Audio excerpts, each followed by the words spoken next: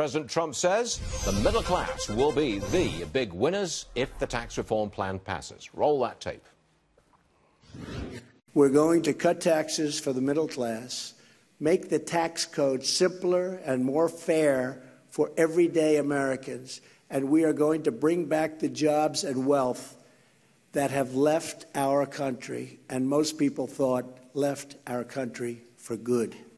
I think the tax cut plan will produce growth, but I also think it might swell the deficit in the short term. So why not bring in Diane Black, Republican from Tennessee, the chair of the House Budget Committee?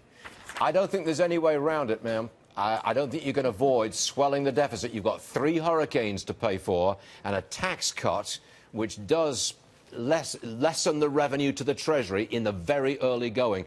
I don't see how you can avoid it in the short term, running up the deficit. What say you?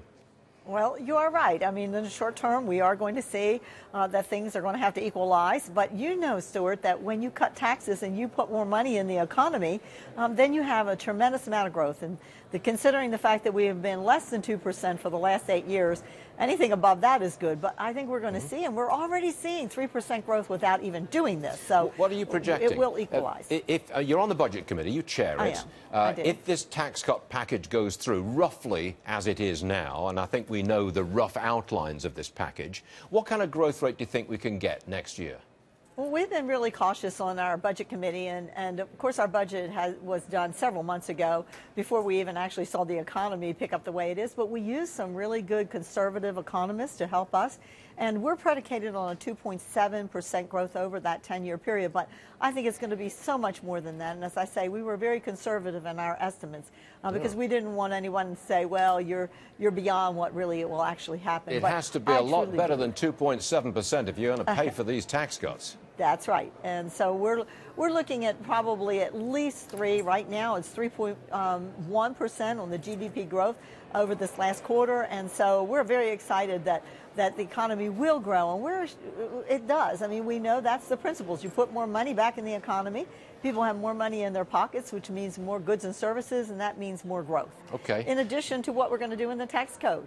I do want to talk to you about Steve Scalise. I don't know whether you heard the announcement just a few minutes ago. Fox News has learned that he is going to return to Capitol Hill today and make a he just tweeted this, apparently, that he's going to make a speech or presentation of some sort on the House floor. You're going to be there to welcome him? Oh, my goodness. I'm right here in Statuary Hall. I know he's going to be coming through in just a few moments. You'll probably be hearing the cheers if I'm still on. But we are so delighted to know that Steve is well enough to come back and say hello to us. So we have been watching his progress, and it's been tremendous. What a miracle he is to have him here today with us. Now, that was his tweet, by the way. We just put it up on the air. I'm back. That's basically all he said.